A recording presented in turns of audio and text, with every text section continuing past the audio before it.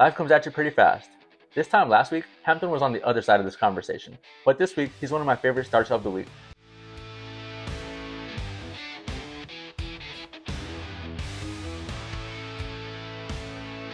Welcome back to Rivercity Rundown.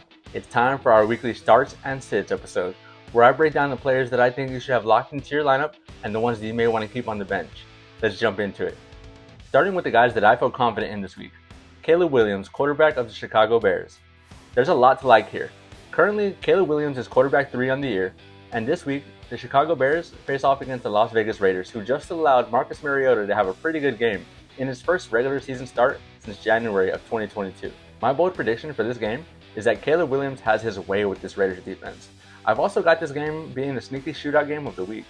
I think that Caleb Williams puts up 325 passing yards with 3 passing touchdowns and a rushing touchdown to go along with it. He's going to be a top 5 quarterback this week and lead the Bears to a win. And my running back start of the week is Omarion Hampton, running back of the Los Angeles Chargers. Life comes at you pretty fast. This time last week, Hampton was on the other side of this conversation, but this week he's one of my favorite starts of the week, as the Chargers are going up against the New York Giants defense that currently ranks 29th when trying to stop the run. Now, after the Achilles tear that Najee Harris suffered last game, Hampton will lead the backfield for the foreseeable future. It's also very encouraging that he caught 6 passes for 59 yards. My bold prediction for this game is that Hampton gets 25 total touches, rushes for just under 100 yards, and gets a receiving touchdown for the first time in his career. My wide receiver start of the week is Drake London, wide receiver from the Atlanta Falcons.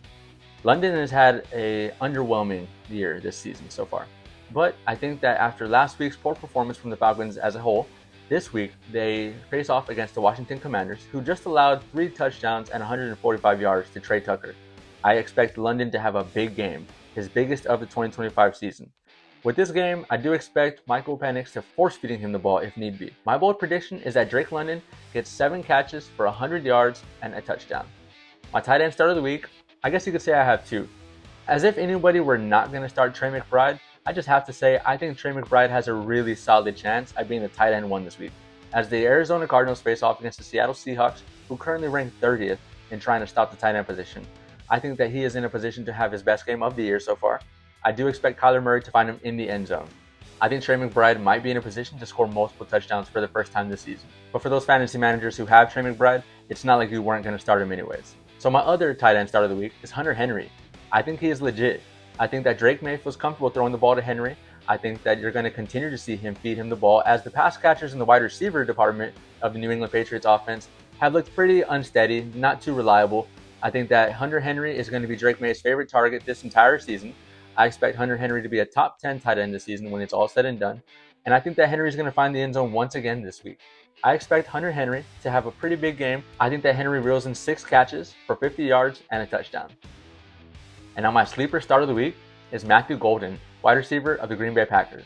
The Packers face off against the Dallas Cowboys, and the Dallas secondary is one of the worst defensive units in the entire league right now, if not the worst.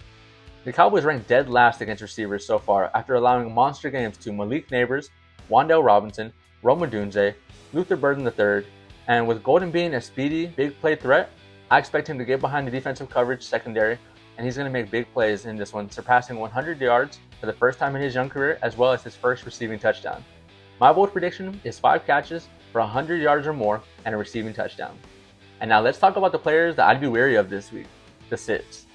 My quarterback sit of the week is Kyler Murray versus the Seattle Seahawks. The Seahawks are ranked number 6 overall when defending against the quarterback, and they got after Purdy, Rodgers, and Spencer Rattler, and they have at least 1 interception in each of the last 3 games. My bold prediction is that the Seahawks pick off Kyler Murray 2 times and sack him 4 times in the backfield.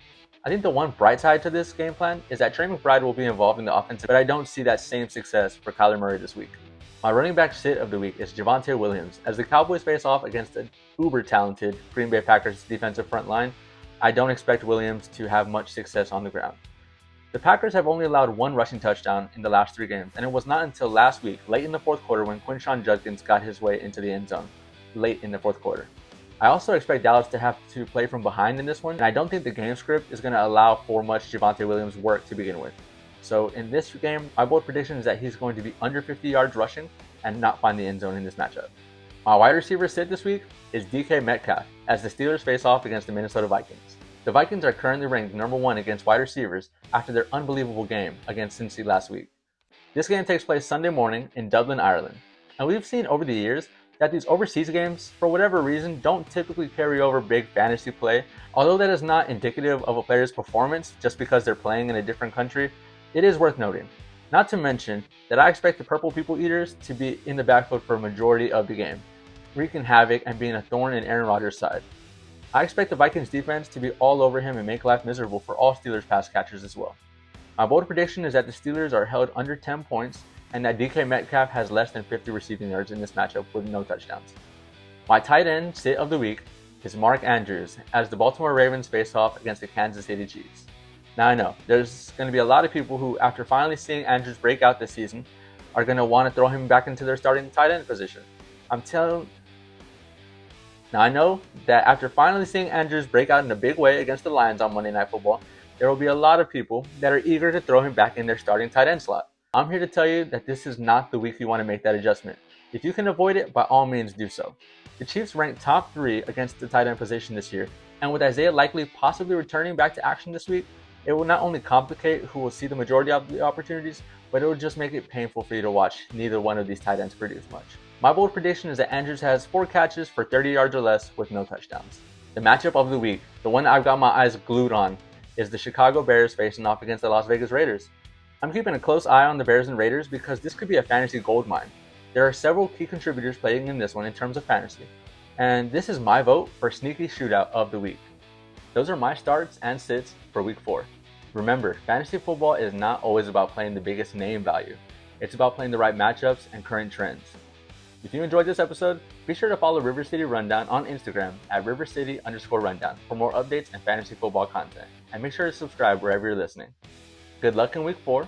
I'll be back after the weekend to break down the results and call out the studs and duds. I'll catch you then.